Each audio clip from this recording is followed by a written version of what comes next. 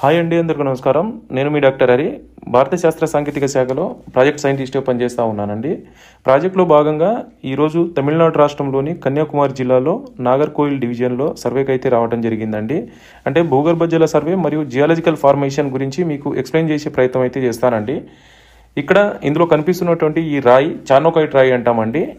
అంటే ఈ చార్నోకైట్ అనేది ఒక ఉన్నత స్థాయి రూపాంతర శిల, అంటే మెటమార్ఫిక్ రాక్ అంటామండి ఇంగ్లీష్లో దీన్ని. ఇది క్వార్ట్జ్ మరియు ఫెల్డ్స్పార్తో పాటు ఆర్థోపైరాక్సిన్, హైపర్స్టిన్ ఉనికిని కలిగి ఉంటుందండి. దీనికి విలక్షణమైన ముదురు ఆకుపచ్చ బూడిద రంగు మరియు జిడ్డుగల మెరుపును ఇస్తుందండి. అధిక ఉష్ణోగ్రతలు మరియు పీడనాల కింద తరచుగా గ్రాన్యులైట్ ముఖాలు వాతావరణంలో ఏర్పడే దీనికి 19వ శతాబ్దంలో చివరిలో భారతదేశంలో కలకత్తా, ఇప్పుడున్నటువంటి కోల్కత్తా స్థాపకుడు జాబ్ చార్నోక్ పేరు మీద సర్ థామస్ హాలండ్ పేరు పెట్టారండి. దీన్ని చార్నోకైట్లు భౌగోళికంగా ముఖ్యమైనవి, ఎందుకంటే ఇవి లోతైన క్రస్ట్లోకి అంతర్దృష్టులను అందిస్తాయి మరియు ప్రపంచవ్యాప్తంగా పురాతన భౌగోళిక నిర్మాణాల్లో కనిపిస్తాయండి.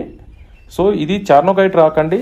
ఈ చార్నోకైట్ రాక్ దీంతో పాటు ఇక్కడ ఉన్నటువంటి గ్రౌండ్ వాటర్ ఫీజిబిలిటీ అనేది దాని గురించి కూడా ఎక్స్ప్లెయిన్ చేసే ప్రయత్నం చేస్తానండి.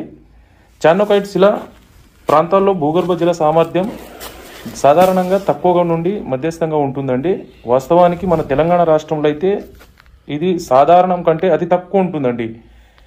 కాబట్టి ఇలాంటి శిలలు ఎక్కడైతే మీ ఏరియాలో కనిపిస్తే ఆ ఏరియాలో బోర్ వేసుకోకుండా అక్కడ ఉన్నటువంటి ఆ ఏరియాను బట్టి ఒక జియాలజిస్ట్ను పిలిపించుకొని సర్వే చేయించుకునే ప్రయత్నం చేయండి. ఎందుకంటే జియాలజిస్టులకు ఇలాంటి రకరకాల శిలల గురించి అధ్యయనం చేసి ఉంటారు కాబట్టి అది ఇగ్నేయస్ రాక అంటే అగ్నిశిలన, లేదంటే అవక్షేప శిలన, లేదంటే రూపాంతర శిలన, ఏ శిలలో వాటర్ ఉంటుంది అనేది ఒక జియాలజిస్టుకు మాత్రమే తెలిసి ఉంటుంది. కాబట్టి జియాలజిస్టు సజెషన్ మేరకు మాత్రమే మీరు ఫాలో అయితే తప్పకుండా మంచి రిజల్ట్ పొందే అవకాశాలు ఉంటాయండి. అయితే ముఖ్యంగా ఈ చార్నోకైట్ శిల గురించి నేను గ్రౌండ్ వాటర్ రిలేటెడ్గా నేను ఎక్స్ప్లెయిన్ చేసే ప్రయత్నం చేస్తానండి. ఈ చార్నోకైట్ శిల ప్రాంతాల్లో భూగర్భ జల సామర్థ్యం సాధారణంగా తక్కువ నుండి మధ్యస్థంగా ఉంటుందండి. ఇది శిల యొక్క వాతావరణ ప్రభావం మరియు పగుళ్ల స్థాయిపై ఎక్కువగా ఆధారపడి ఉంటుందండి. ఇది నీటి నిల్వ మరియు ప్రవాహానికి పారగమ్య మండలాలను సృష్టిస్తుంది. శిల దట్టంగా మరియు కుదించబడి ఉన్నప్పటికీ వాతావరణ ప్రభావం మరియు పగుళ్ళు నిస్సార లేదా లోతైన జలాశయాలను ఏర్పరుస్తాయి. తవ్విన బావులు లేదా బోర్వెల్, అంటే మనం ఏదైతే తవ్వుకుంటామో, లేదంటే బోర్వెల్ 6.5 డయామీటర్ కావచ్చు, 4.5 డయామీటర్ కావచ్చు, ఈ మండలాల్లో ప్రవేశిస్తాయండి ఇవి అంతా. అందువల్ల సాధ్యత స్థానిక భౌగోళిక పరిస్థితులతో ముడిపడి ఉంది. చార్నోకైట్ అనేది ప్రాథమిక నీటిని మోసే నిర్మాణం కాకుండా ఉత్పాదక జలాశయాల కోసం తగినంత వాతావరణ ప్రభావం మరియు పగుళ్ళు ఉన్న ప్రాంతాల్లో గుర్తించడానికి జల భూసంబంధ అధ్యయనాలు కూడా అవసరం అండి. అంటే కంప్లీట్ భూగర్భంలో ఉన్నటువంటి దీని గురించి అధ్యయనం చేసే అవసరాలు ఎంతైనా ఉంటుందండి.